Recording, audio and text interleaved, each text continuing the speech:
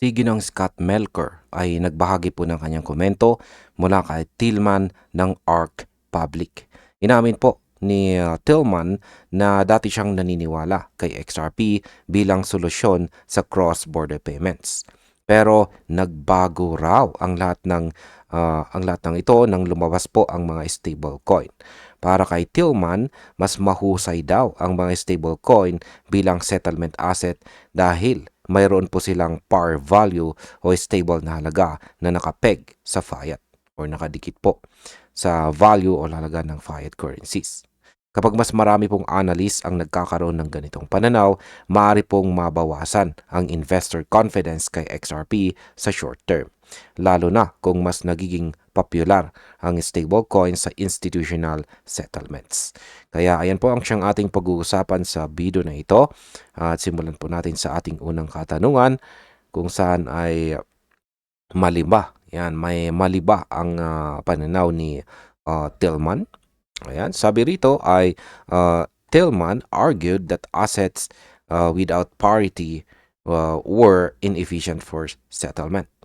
But community members countered that stable coins have their own limitations, such as operating across multiple blockchains with varying fees.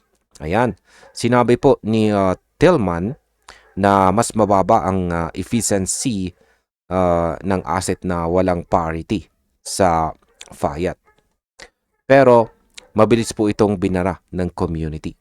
Ayon po kay Ginoong Joshua Larkin, hindi raw perpekto ang stablecoins dahil iba-iba po ang chain kung saan sila nakadeploy at may mga network na mas mataas pa ang fees kaysa sa XRP Ledger. Sa madaling sabi, hindi daw patas ang comparison. Kaya ang market impact po dito ay ang ganitong debate ay nagbubukas po ng usapan sa institutional space kung saan ay alin ba talaga ang mas mura at mas mabilis na paraan ng settlement. Sunod na katanungan ay ano naman ang sinabi ng mga pro-XRP supporters. Ayan, ang sabi rito ay other users emphasize that stablecoins are payment tools issued by private entities, while XRP is a liquidity bridge for multiple asset classes from tokenized commodities to fiat pairs. Ayan, ipinunto po ng isang commenter na si RLFRS na iba ang papel ni XRP. Ang stablecoins daw po ay simpleng payment tool, pero sa XRP ay mas malawak po ang kanyang function bilang liquidity bridge para sa iba't ibang klase ng asset. Sa pamamagitan po ng pathfinding system ng XRP Ledger, nagagawa nitong hanapin ang pinakamagandang ruta para sa mabilis na asset conversion. Sa market impact, nananatiling relevant po sa XRP sa long-term structure ng tokenized finance. Habang lumalawak po ang tokenization ng asset, mas nagiging malinaw ang papel ng XRP sa liquidity at interoperability. At ayan, bilang panghuli, ang aking opinion naman po rito ay ang nangyari kay Tillman ay paalala na kahit ang dating believers ng XRP ay pwede pong magduda kapag may bagong technology.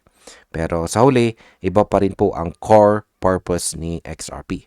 Hindi lang bilang pambayad, kundi bilang tulay ng liquidity sa buong digital economy. Kaya kahit may stablecoins, mananatili pa rin po ang papel ni XRP sa mas malaking financial ecosystem. At ayan, hanggang dito na lamang po tayo sa video na ito mga ka-crypto. Maraming salamat sa panonood.